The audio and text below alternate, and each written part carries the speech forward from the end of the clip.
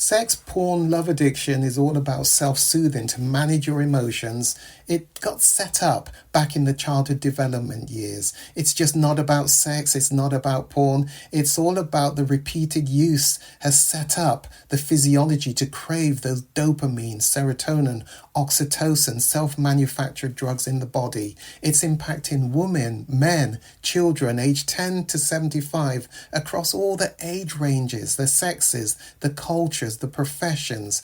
It increased exponentially during COVID lockdown and impacting so many lives. The Kairos Center has created the first online comprehensive sex, porn, love addiction. It's a video on demand recovery program which you can access from anywhere in the world and begin to see identifiable changes just within 6 weeks of beginning this weekly program. Kairos means your appointed time.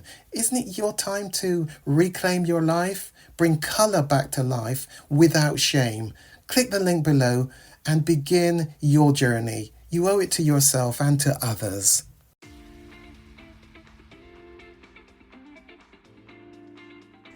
You really are to be applauded for getting this far in the program. We are at the first of the relapse prevention tools, and I'm getting ready to come out of your life so that you can get on and live life with the tools, with sobriety.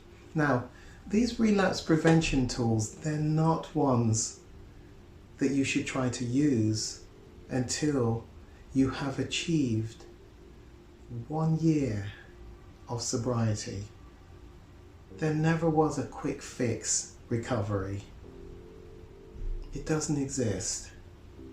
You need to allow that sort of time for the neural pathways, the negative neural pathways that set themselves up in your life to really become dormant, and the new, positive, healthier neural pathways that you've been set about creating, for example, reciting your pillars and many more positive, repetitive behaviors to become entrenched, fully established in your life.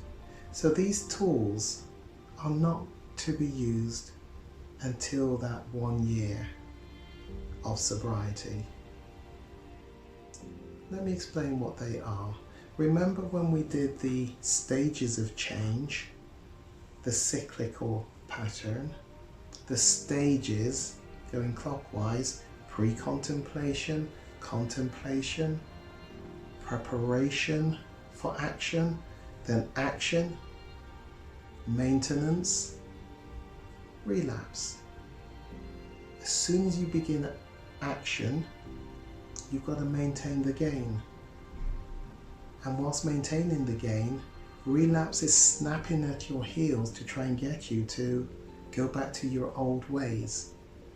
So you need some tools which we've been given to you for action and for maintenance, but to maintain long-term sobriety. So these are relapse prevention assignments to maintain your long-term gain.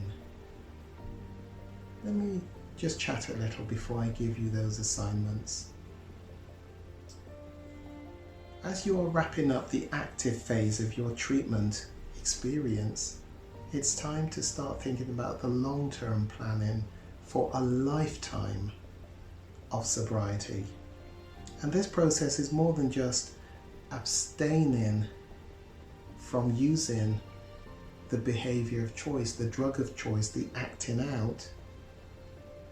It is about looking to the future and picturing yourself living a healthy life free from the addictions and particularly toxic shame.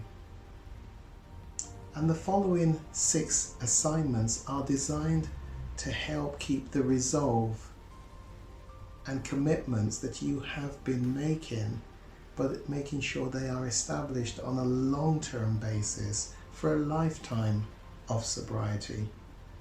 and to help you show the progress that you have already made, significant progress that you have made to reclaiming your life for a lifetime of positive outcomes from the good choices and change that you have effected.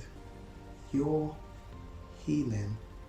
I always said at the beginning, this program with the Kairos Center is much more than just a recovery program. It first and foremost is all about helping you to find the real you. And on the way, I expect us to achieve sobriety. Remember that?